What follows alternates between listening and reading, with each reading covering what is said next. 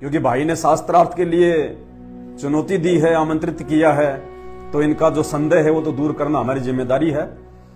दूसरी बात, ये कहते हैं कि भगवान शिव को आप जो है अपना गुरु बना लेंगे।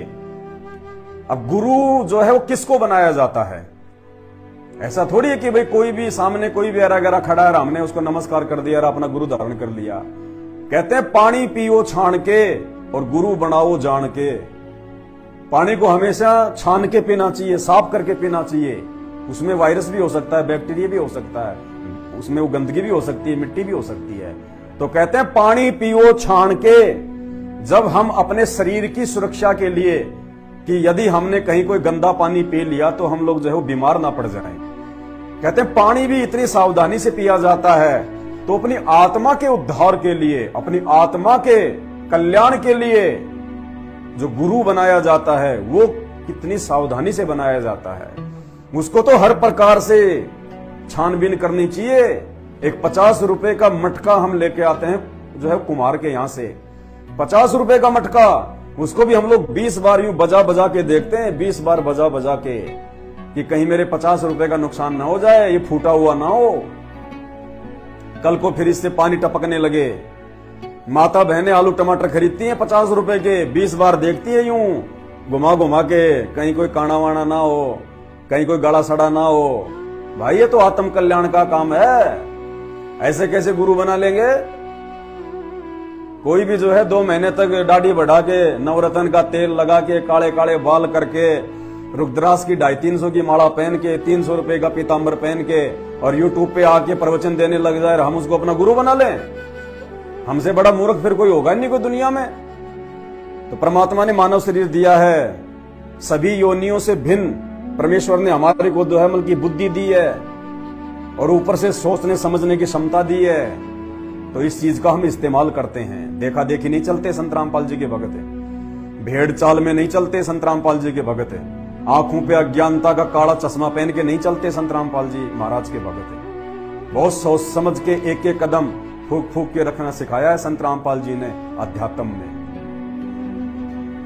तो जिसको गुरु धारण किया जाता है, पहले यह देखा जाता है कि वास्तव में वो व्यक्ति, वो संत, वो गुरु धारण करने के योग्य है या नहीं। उसको हम अपना जो है गुरु बनाने जा रहे हैं, उसमें वो योग्यता है कि नहीं है। तो कबीर जी ने क्या बताया गुरु के विषय में, गुरु के लक्षणों के विषय में। और ये गुण ना पता होने के चलते, ये लक्षण ना पता होने के चलते ही आज इन नकली संतों की मौज मच रही है। दुनिया भर की भीड़ इनके पंडालों में दिखाई देगी। क्यों? क्योंकि उन लोगों को मालूम ही नहीं है कि भाई अपना गुरु किसको बनाना चाहिए, क्या उसमें योग्यता होनी चाहिए, क्या उसमें गुण होने चाहिए। तो क्या बताया कबीर जी ने?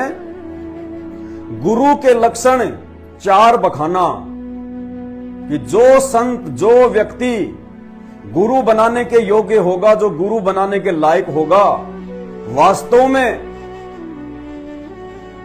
जो अधिकारी होगा शिष्य बनाने का, उसमें 4 लक्षण होते हैं। क्या? गुरु के लक्षण 4 बखाना। सबसे पहला लक्षण क्या होगा? प्रथम वेद शास्त्र को ज्ञाना। वास्तव में जो गुरु होगा उसको सभी धर्मों के सभी धर्म ग्रंथ शास्त्रों का कंप्लीट ज्ञान होगा। उसके पास में वो तत्व ज्ञान होगा, वो सार होगा कि वो शास्त्र, वो दोहे, वो चौपाइयां, वो श्लोक, वो कहानियां, वो पद, वो छंद क्या समझाना चाहते हैं, क्या बताना चाहते हैं, संकेतों में वो क्या कहना चाहते हैं। तो प्रथम वेद शास्त्र को ज्ञाना। कहते हैं सतगुरु के लक्षण कहूं और मधुरे बैन विनोद, 4 वेद 6 शास्त्र वो कहे 18 बोध। तो सबसे पहले उसको सभी धर्म ग्रंथों का, केवल हिंदू धर्म ग्रंथों का ही नहीं, मुसलमान धर्म ग्रंथों का ही नहीं, सिख और ईसाई के धर्म ग्रंथों का ही नहीं, अपितु पूरे विश्व के जितने देश हैं, 206 से ऊपर देश हैं पूरे विश्व में, और जो गुरु उन 206 देशों के प्रत्येक जो है धर्म शास्त्र को जानता होगा।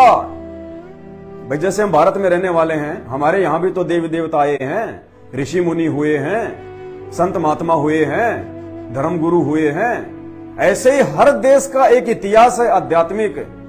तो जो गुरु विश्व के प्रत्येक देश के धर्म ग्रंथों को, धर्म शास्त्रों को, वो जिन जिन भाषाओं में लिखे हुए हैं, जो प्रत्येक जो भाषा को जानता होगा, वो है असली गुरु। ये प्रथम लक्षण है। और ये प्रथम लक्षण वर्तमान में पूरी सृष्टि में हम संत रामपाल जी के भगत सीना ठोक के बोलते हैं, सीना ठोक के विश्व के जितने भी देश हैं, प्रत्येक देश में जितनी भी भाषा हैं, पूरे विश्व में लगभग 2700 से ऊपर भाषाएं बोली जाती हैं। 2700 से ऊपर। केवल संत रामपाल जी वो एकमात्र धर्मगुरु हैं, संत हैं, महापुरुष हैं, जो 2700 भाषाओं को जानते हैं। अब बहुत सारे लोगों को मजाक लग रहा होगा, यार ये तो बिल्कुल भांग पी के बोल रहा है। अभी आप लोग बोल सकते हो ये बातें, क्यों? क्योंकि अभी आप संत रामपाल जी से अपरिचित हो, अभी आप उनके सत्संगों से अपरिचित हो, अभी आप उनके तत्व ज्ञान से अपरिचित हो, अभी आप संत रामपाल जी की सामर्थ्यता से अपरिचित हो कि ये कौन शक्ति है। अरे छोड़िए, 2700 भाषा कुछ भी नहीं है, ऊंट के मुंह में जीरे के बराबर है। संत रामपाल जी तो 84 लाख योनियों की भाषा जानते हैं, चींटी से लेके मक्खी मच्छर वायरस जो दिखाई भी नहीं देता। अरे छोड़िए 84 लाख योनियों की भाषा, उन 84 लाख योनियों में उत्पन्न प्राणियों में बोलने से पहले उनके मन में जो विचार उठते हैं, उसको भी संत रामपाल जी जानते हैं कि ये क्या बोलने वाला है। ये प्रथम लक्षण यदि इस दुनिया के किसी धर्म गुरु में है तो आप उसको अपना गुरु बनाइए, अन्यथा वो पाखंडी है, वो नकली है, वो छलिया है, वो धोखेबाज है, और वो आपका जीवन बर्बाद करेगा और मरने के बाद आपको 84 लाख योनियों में गधा कुत्ता सूअर बनाने के लिए तैयार कर रहा है।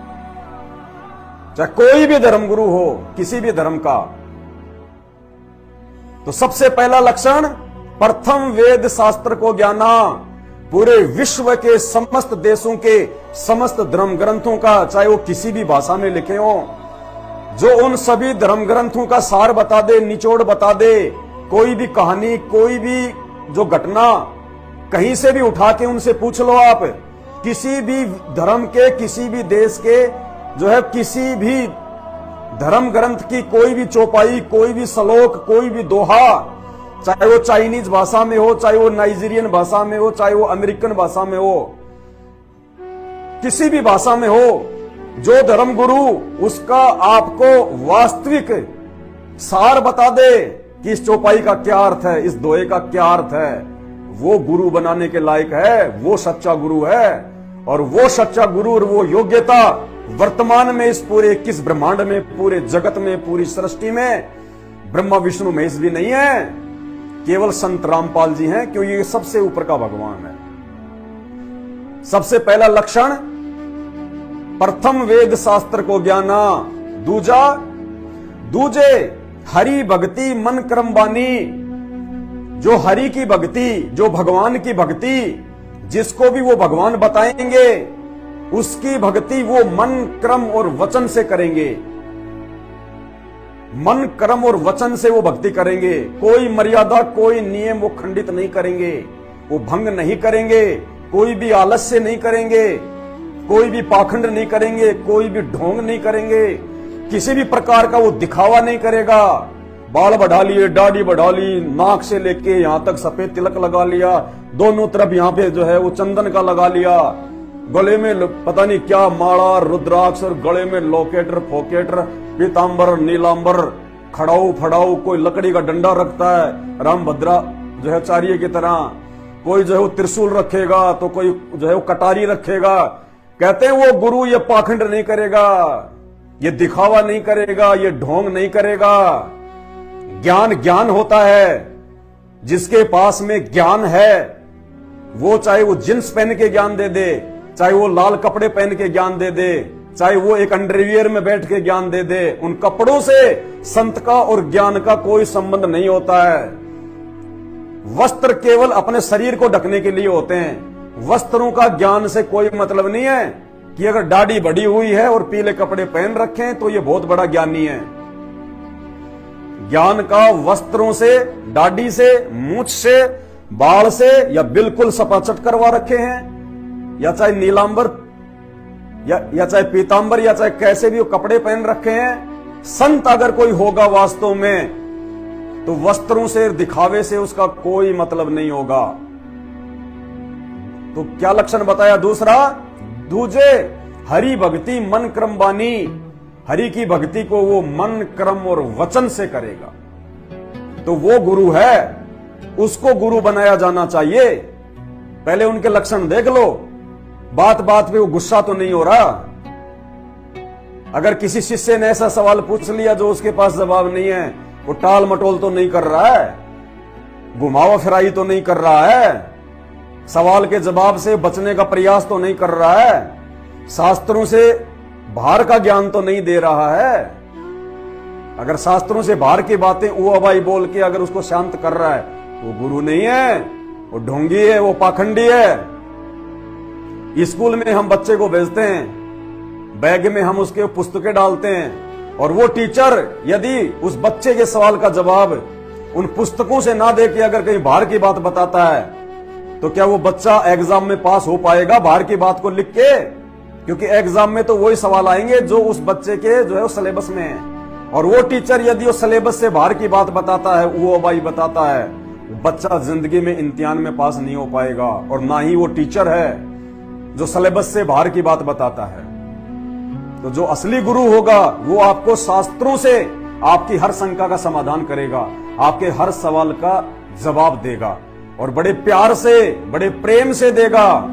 आप चाहे उनसे लाख सवाल कीजिए, आपकी एक भी बात के ऊपर वो नाराज नहीं होगा। वो होगा सच्चा गुरु। तो दो लक्षण ध्यान रखना, जिसको भी आप अपना गुरु बनाने जाओ, नहीं तो धोखा खा जाओगे बहुत बड़ा, चाहे हिंदू हो, चाहे मुसलमान हो, चाहे सिख हो, चाहे ईसाई हो। तीजे समदृष्टि करी जानी। तीसरा लक्षण क्या होगा उस गुरु का जो पूर्ण गुरु होगा? समदृष्टि करी जानी, जो सबको समान दृष्टि से देखेगा। अपने भक्तों में ये नहीं देखेगा कि ये ज्यादा पैसा वाला है, इसने ज्यादा जो है वो चढ़ावा चढ़ाया है तो इसको मैं मेरे पास में बैठा हूं, इसको मैं विशेष आशीर्वाद दूं। और एक बेचारा कोई मैला कुचला सा है, कोई गरीब सा आदमी है, 5 रुपए बड़ी मुश्किल से उसने चढ़ा दिए, तो ऐसा नहीं कि इसको मैं जो है मतलब भाई इसको मैं आशीर्वाद ना दूं या इसको मैं प्यार प्रेम ना दूं या इसकी तरफ मैं कोई ध्यान ना दूं। तो जो सच्चा गुरु होगा वो समदृष्टि होगा, सबके प्रति उसकी दृष्टि समान होगी। उसका शिष्य चाहे रोगी हो, चाहे स्वस्थ हो, चाहे अमीर हो, चाहे गरीब हो, चाहे जवान हो, चाहे बूढ़ा हो, चाहे स्त्री हो, चाहे बच्चा हो, चाहे ज्ञानी हो, चाहे अज्ञानी हो, चाहे स्वस्थ हो, चाहे वो बीमार हो, वो सबको समान रूप से देखेगा। ना किसी को विशेष जो है आदर सम्मान देगा, ना किसी को बेइज्जती करेगा। उसको कहते हैं समदृष्टि। और इस पूरे ब्रह्मांड में समदृष्टि यदि कोई रख सकता है तो परमात्मा रख सकता है, भगवान रख सकता है, क्योंकि हम सब उस अल्लाह की, उस भगवान की, उस परमात्मा की आत्मा हैं, उसकी रूह हैं। और वो अल्लाह, वो परमात्मा, वो शरीर नहीं देखता, वो अमीरी जो है वो गरीबी नहीं देखता, वो छोटा बड़ा नहीं देखता, वो चपड़ासी और प्रधानाध्यापक नहीं देखता, वो अपनी आत्मा देखता है, उसके अंदर के भाव देखता है, उसके अंदर के विचार देखता है। तो जो कंप्लीट जो गुरु होगा, सच्चा जो गुरु होगा, जिसको वास्तव में गुरु बनाना चाहिए, उसका तीसरा लक्षण है वो समदृष्टि होगा। ऐसा नहीं कि साहब उसका पैसे वाला जो है अगर कोई चेला आ रहा है सामने से, अरे आओ आओ, अरे आओ आओ गुप्ता जी, अरे अब की बार तो बहुत दिनों से दिखाई दिए, कहां चले गए थे। दूर से उसकी तरफ मुस्कुराना, बोलना, चलना, औरों के सामने उसको इज्जत देना, वो सच्चे गुरु के लक्षण नहीं है। वो तो लोभी लालची है, वो तो लोभी लालची है, स्वार्थी है। वो तो सबको समान रूप से आशीर्वाद, सबको समान रूप से प्यार प्रेम, सबसे बिल्कुल मीठी मीठी वचनों में बात करना, कोई गुस्सा नहीं करना, किसी प्रकार का जो है क्रोध नहीं करना, मोह ममता से दूर होगा, वो सच्चा गुरु। ये तीसरा लक्षण है। तीजे समदृष्टि करी जानी, वो समदृष्टि होगा।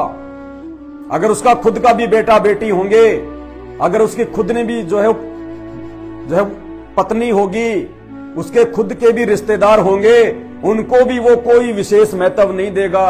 आपको वो पता ही नहीं लगने देगा कि ये मेरा बेटा है और ये तू है। दोनों को बराबर वो होगा सच्चा गुरु, वरना ढोंगी पाखंडी नकली स्वार्थी। 3 लक्षण। चौथा लक्षण क्या है? चौथे वेद विधि सब कर्मा। चौथा लक्षण क्या होगा उसको?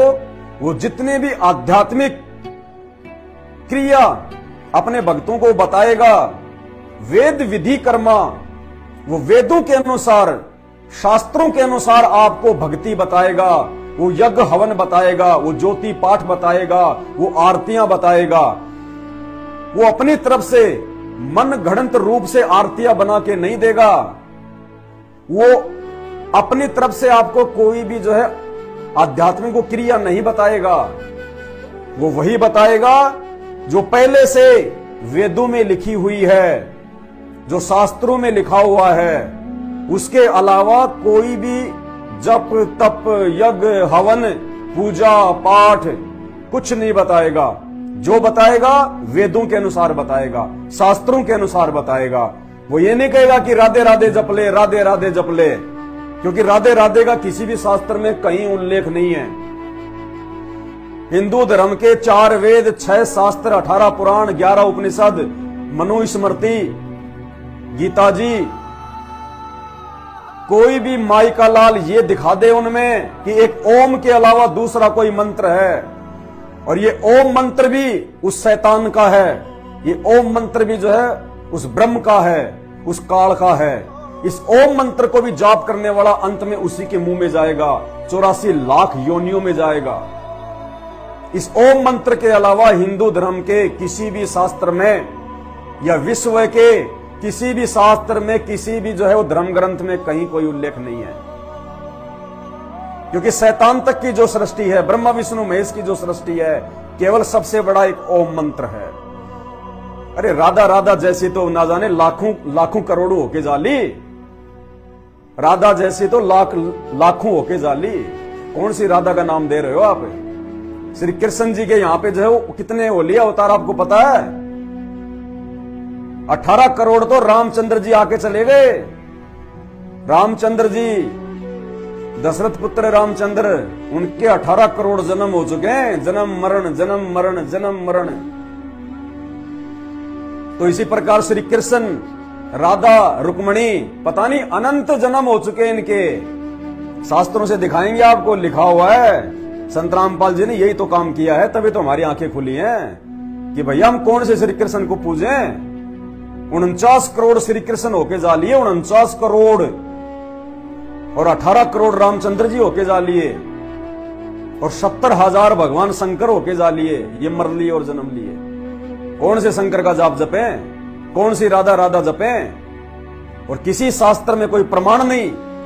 जय श्री राम जय श्री राम हिंदू धर्म के कौन से शास्त्र में लिखा हुआ है कि जय श्री राम जपना चाहिए? मुख्यतः 2 शास्त्र हैं, वेद और गीता। बता दो किसी भी शास्त्र में अगर जय श्री राम का अगर वो लिखा हो तो, कि जय श्री राम का नाम जपना चाहिए, जय श्री कृष्णा का नाम जपना चाहिए, राधे राधे जपना चाहिए, हरे रामा हरे कृष्णा जपना चाहिए। आपका जूता मेरा सिर। अगर किसी भी शास्त्र में दिखा दो तो एक ओम के अलावा, गीता जी अध्याय नंबर 8 और श्लोक नंबर 13, ओम इति एक अक्षर ब्रह्म व्यवहारण माम अनुशमरण ये प्रियाति तजम देहम सयाति प्रमाम गतम। कि हे अर्जुन, हे कुंती पुत्र, मेरा तो केवल ओम मंत्र है। कौन कह रहा है? वो शैतान, वो काल। गीता जी में, महाभारत के युद्ध में श्री कृष्ण जी के अंदर वो प्रवेश करके बोल रहा है। अभी तो तुम्हारे को ये भी बहुत बड़ा धोखा लग रहा है कि गीता जी का ज्ञान श्री कृष्ण ने दिया था। श्री कृष्ण जी तो खाली वहां पे वो खड़े हुए दिखाई दे रहे थे। श्री कृष्ण जी के अंदर वो शैतान, वो ब्रह्म, वो आके बोल रहा था। जैसे हजरत मोहम्मद को ज्ञान देते समय और जबरील नाम का जो फरिश्ता था, उस जबरील नाम के फरिश्ते में वो शैतान बोल रहा था। ये सारा का सारा रहस्य आपको उस समय समझ में आएगा जब आप संत रामपाल जी के YouTube पे जाके सत्संग सुनना शुरू करोगे। नहीं तो कुछ नहीं समझ पाओगे अध्यात्म के विषय में, और ये मानव जीवन को बर्बाद कर जाओगे। मरने के बाद 84 लाख योनियां मिलेंगी।